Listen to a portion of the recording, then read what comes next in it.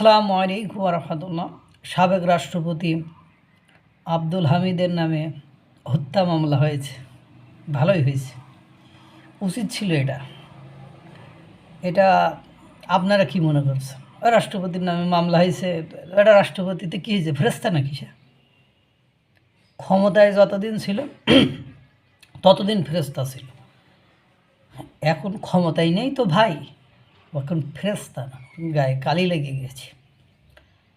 তা আপনি ভাবছেন আমি এভাবে বলছি কেন? বলার কারণ আছে, এবার শোনেন।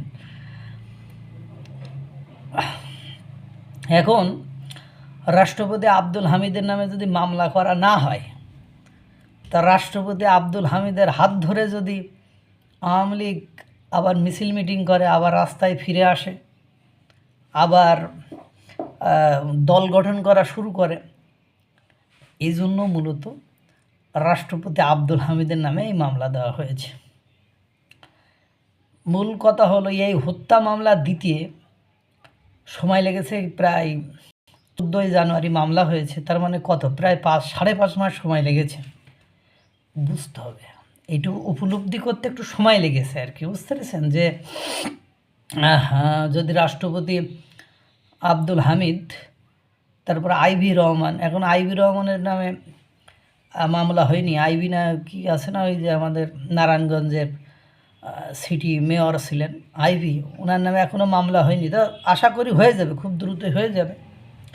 কারণ আপনারা আওয়ামী লীগের হাল ধরতে পারে, বা আওয়ামী লীগ যাদের মাধ্যমে পুনর্গঠিত হতে পারে, এদের নামে মামলা হবে। Today and tomorrow, wait and see, অপেক্ষা করুন এবং দেখুন।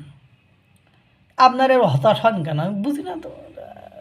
এটা এখন কথা হলো, বাংলাদেশের যে বিধান বা নিয়মকানুন চলছে, সেই বিধান বা নিয়মকানুনের এখন মূল মন্ত্র, তন্ত্র, যন্ত্র, ষড়যন্ত্র যাই বলেন না কেন, তার লক্ষ্য এবং উদ্দেশ্য হলো আওয়ামী লীগকে বাংলাদেশে আর কোনোভাবে রাজনৈতিক মাঠে ফেরত আসতে না দেওয়া।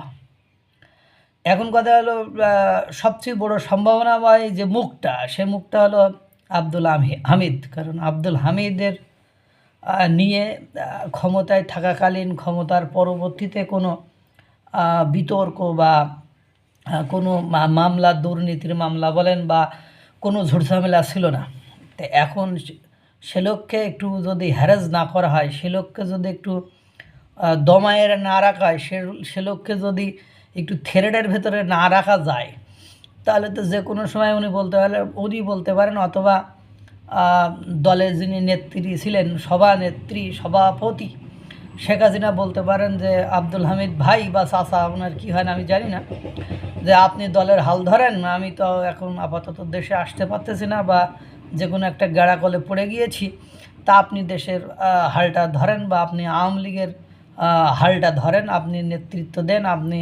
কারণ যারা রানিং ছিল তারা তো দেশে আর কেউ নেই, এখন আপনিই তো আমাদের আর কি শেষ আশ্রয়স্থল, বা আওয়ামী লীগের আপনি রক্ষা করতে পারেন, বা আইভি রহমান এ ধরনের হতে পারে। এখন এটা ভেবে ওরা ভাবছে ইনার নামে যদি একটা মামলা দেওয়া হয়, মানে জুলাই গণ অভ্যুত্থানে হত্যা মামলা দেওয়া হয়, তাহলে উনি হলো একটু নীরব থাকবেন, একটু সাইলেন্ট মোডে থাকবেন। আর এই বয়স বেশি হয়ে গেছে তো, এই চাপের মাথায় উনি আর এসব রাজনীতি নিয়ে অত বেশি মাথা ঘামাবে না।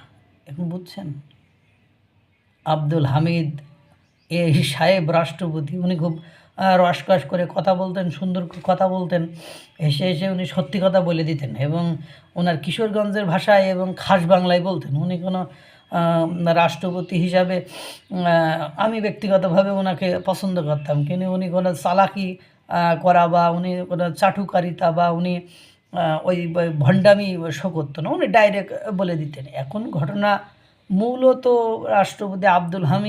সাবেক রাষ্ট্রপতি আব্দুল হামিদের নামে মামলা হওয়ার যে কারণ, সেটাকে আমি ওটাই ভাবছি। এবং শুধু রাষ্ট্রপতি আব্দুল হামিদ নয়, বাংলাদেশের আওয়ামী লীগের হাল ধরতে পারে বা সম্ভাবনাময় এরকম যদি কোনো মুখ থেকে থাকে, আপনারা দেখবেন ছলে বলে কৌশলে তাদের এগেনস্টে এই ধরনের ঘটনা ঘটবে।